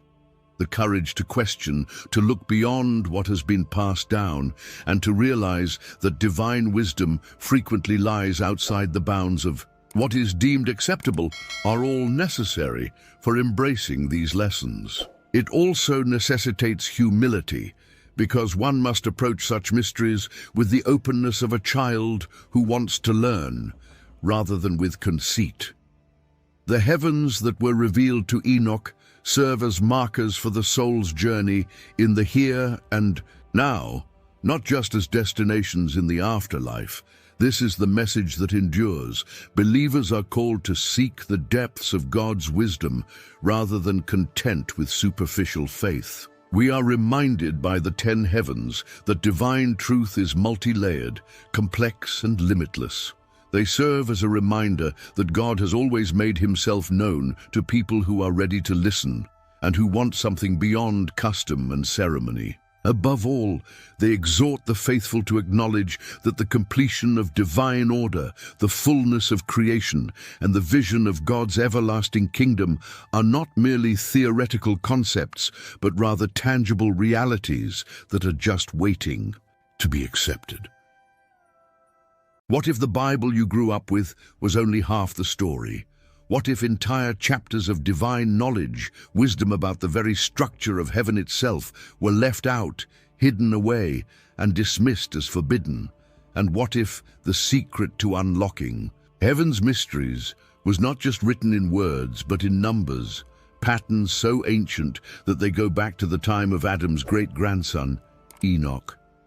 For centuries, believers have opened the Bible seeking answers, yet many never knew that another text once existed alongside it, a text so bold, so detailed, that it describes not only angels and visions, but the architecture of heaven itself. This text is known as the Book of Enoch. It reveals a world of 10 heavens, realms layered above one another, where angelic hosts dwell, where fallen beings are imprisoned, and where numbers themselves carry the voice of God. Mainstream Bibles do not include the Book of Enoch. In fact, most churches barely speak of it, even though early Christian leaders and Jewish mystics considered it essential. Why? Because it was too revealing. It spoke too clearly about the order of creation, the rebellion of angels, and the way numbers shape spiritual reality. Imagine if people realized that numbers weren't just for counting, but for connecting to the divine, that every pattern, every measure, every heavenly layer was designed with purpose. In Hebrew spirituality, numbers were never random. 7 symbolized completion, 12 meant divine governance, 40 was a time of testing. But Enoch goes further. He doesn't just mention numbers, he uses them to describe the very map of heaven, the first heaven, the second, the third, each with its own order, each bound by divine mathematics. Enoch reveals that creation itself runs on a code, a sacred rhythm that humanity once knew but has since forgotten. Think of it this way. If Genesis gives us the story of beginnings, Enoch gives us the blueprint hidden behind those beginnings. It is as if one is the song and the other is the sheet music. Without Enoch, the melody of Scripture is incomplete, missing notes that were always meant to be heard. And this is why, for thousands of years, religious authorities kept Enoch at the margins. They knew the danger of knowledge, that when people hold the key, they can open doors that power wants to keep locked. Yet, today, the Book of Enoch is resurfacing. Translations are being studied, numerology is being decoded, and people are realizing that the 10 heavens are not myth, but part of a spiritual structure that aligns with ancient Hebrew thought and even modern science. The opening of this journey is not just about one man, Enoch, walking with God. It's about rediscovering what humanity was always meant to know, that heaven is layered, that numbers are divine language, and that the secrets of creation are not lost. They are waiting to be remembered. So, if you've ever wondered why your Bible feels incomplete, if you've ever felt there was more to the story than what was preached on Sundays, and if you've sensed that numbers hold more than arithmetic, that they carry messages, then stay with me. This documentary will take you through the 10 heavens, through the hidden numerology of Hebrew faith, and through the lost wisdom that connects earth to eternity. Before we go further, I want you to be part of this journey. With me, subscribe to this channel and help us reach 10,000 subscribers, because together, we can bring these lost truths to light. Share this video with friends and family who need to hear it. If you'd like to support this work directly, you can send a super thanks. Your support helps keep these revelations coming. And finally, write your name and city in the comments so we know where this community is growing across the world. And don't forget, I've placed links in the description where you can access the 88 Books Ethiopian Bible and the complete book of Enoch. These aren't just books, they're windows into the truth hidden for ages.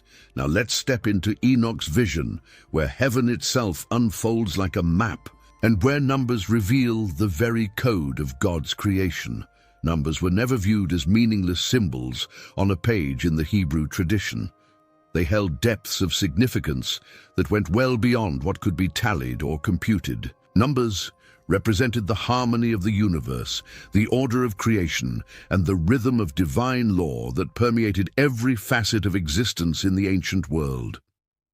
They were speaking a language that linked the visible to the invisible, the human to the divine, and the earth to heaven. When they talked about numbers, they were not just doing math. The degree to which Hebrew spirituality was rooted in numbers was among its most important features. They saw divine patterns reflected in the repetition of numbers as they observed the natural cycles of life.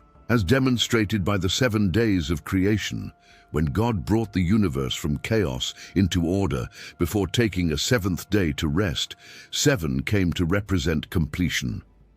The 12 tribes of Israel represented the number 12, which stood for unity within diversity and was a representation of the divine structure.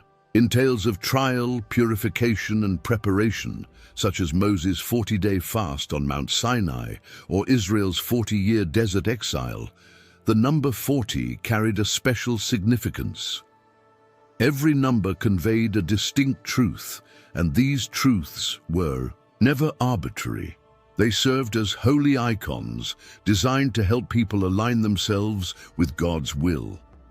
In addition to narrating history, Hebrew teachers and prophets were encoding wisdom that was to be recalled, considered, and applied in day-to-day life. When they employed these numbers in their stories, an entire layer of divine communication would be lost if these numbers were ignored or treated like mere measurements. The world was organized numerically for the Israelites. In addition to days and years, time was measured in cycles that represented more profound realities. They were reminded that even time had a sacred rhythm by designating every seventh day as a Sabbath. It became evident that justice, mercy, and creation were all subject to a divine order when debts were forgiven and land was given time to rest every seventh year. The 50th year, known as the Jubilee, turned into a period of final liberation, rejuvenation, and healing. These numerical cycles were the external manifestation of the divine laws governing the cosmos, not merely commercial or agricultural activities. The relationship between creation and numbers was even more profound. The act of creation itself was associated with numerical harmony in Hebrew thought. Genesis's opening verses are meticulously structured around numbers, with symmetry and balance evident in every word and phrase. To further emphasize the idea of completion and perfection, the Hebrew phrase, "In the beginning, God created the heavens," and the earth has 7 words, while the subsequent phrase has 14 words. This was no accident. The text's very organization was intended to mirror the mathematical accuracy of creation itself, in which everything had a purpose and every little detail was a reflection of divine wisdom. The ancients also recognized the mystical significance of numbers in both individual and collective life. Numbers evolved into a means of communication between the divine and the human, a means of finding significance in seemingly ordinary occurrences. Numbers served as indicators of divine intent in the symbolic interpretation of dreams, visions, and even everyday events, because they felt that God revealed himself not only through words and actions, but also through numbers that could not be written off as random. Prophets and sages took notice of these patterns. Hebrew numerology was in many respects inextricably linked to their belief in a transcendent and orderly God. They believed that divine purpose was etched into every aspect of creation rather than randomness, and that one of the easiest ways to see this purpose was through numbers. Understanding the meaning of numbers allowed one to see creation as it really was, purposeful and subject to divine law, and to understand the structure of the universe. The number 10 stood out among all these holy numbers as a